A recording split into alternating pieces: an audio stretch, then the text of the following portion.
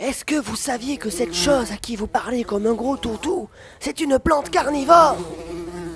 Oui, et alors, d'abord, vous n'y connaissez rien au langage des fleurs. Justement, ce qui est carnivore, ce n'est pas la fleur, mais la feuille. Et ça ne se fait guère de parler comme vous le faites à des feuilles. Et alors? Et peut-être que ça c'est beaucoup d'être carnivore dans la feuille. Et pourquoi cette fantaisie d'abord? Les plantes carnivores compensent les carences nutritives du milieu par un complément en matière carnée que leur fournissent leurs pièges.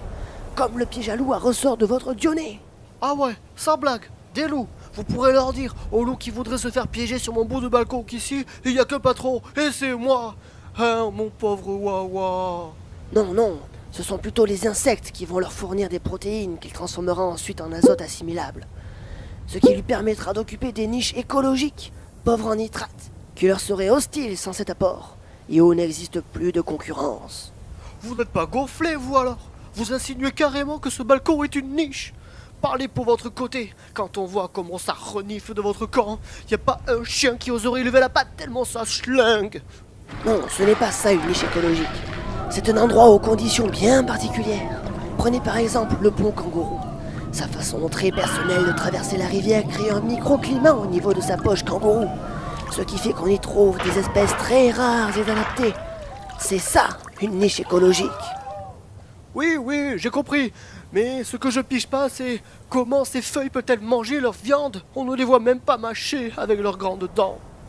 Il y a d'autres systèmes de capture. Les drosera, par exemple, utilisent des tentacules adhésives. Les néphens, eux, attirent les insectes par leur nectar dans une sorte d'urne ou acidie aux parois glissantes, et dans lesquelles ils vont tomber. Cette urne contient des enzymes qui vont digérer l'insecte. Des champignons, des atrobotrices, utilisent carrément des collets pour attraper les petits vers. Quant aux utriculaires, qui sont des carnivores aquatiques, elles ont des outres à faible pression qui fonctionnent comme des poires en caoutchouc. Quand la valve s'ouvre, au contact d'une proie vivante sur ses poils, une petite succion et hop, c'est gobé. Tout ça en un 35e de seconde, ce qui est une performance très honorable pour des feuilles.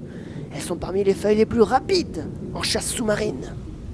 Et tout ça sans permis de pêche ni de chasse. Et évidemment, moi je te leur collerai des papillons bien salés à toutes ces feuilles qui braconnent, qu'ils auraient pas fini de leur peser sur l'estomac. Mais ça ne dit toujours pas comment ils mangent. Mon Wawa, son papa.